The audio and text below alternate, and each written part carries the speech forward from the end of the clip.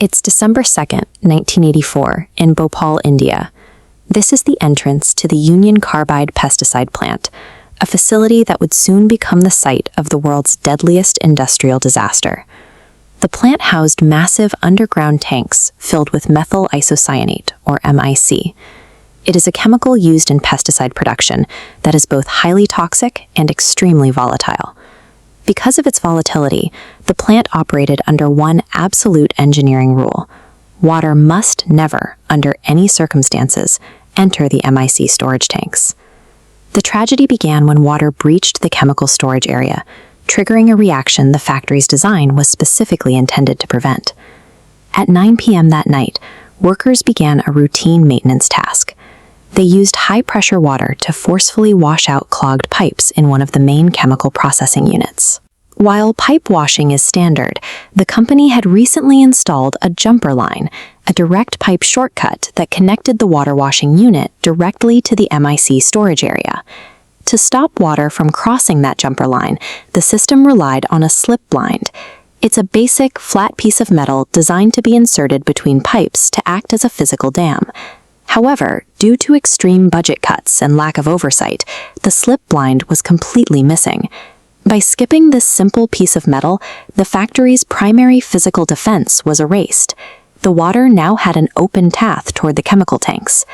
Over several hours, 500 liters of water flowed through the unguarded pipe and into underground MIC tank E610. Safety manuals mandated that these tanks never be filled past 50. By overfilling the tank, the operators left almost no room for the gas to expand. When the water mixed with the MIC, it triggered a violent exothermic reaction. The liquid began to boil and expand, rapidly consuming what little buffer space remained. Workers felt their eyes burning around midnight, but they couldn't verify the internal pressure of the tank.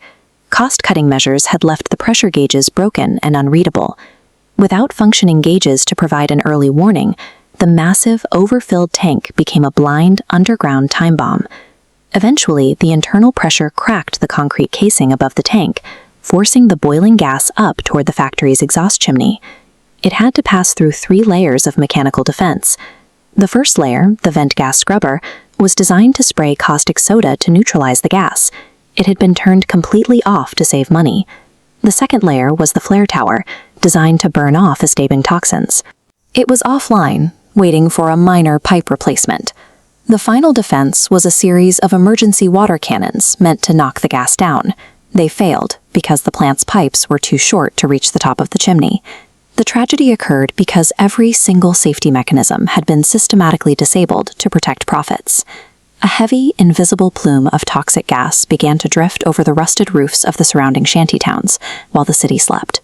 The winter wind blew this toxic cloud directly into the crowded Jai Prakash Nagar slum and the local railway station. The effects were devastating. Thousands of people and animals suffocated or died instantly in the streets as the gas reached the ground. Local hospitals were immediately overwhelmed. Doctors had to treat dying patients without knowing which gas had leaked or what antidote to use. Corporate negligence inside the plant had instantly triggered a mass casualty crisis for the poorest citizens living outside of it.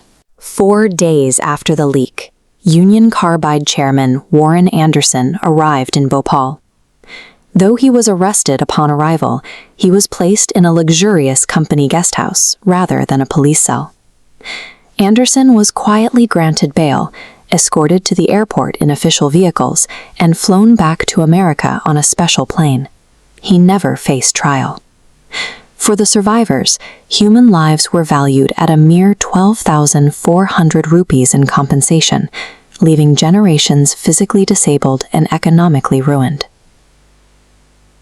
Bhopal represents the complete collapse of a justice system designed to hold powerful corporations accountable.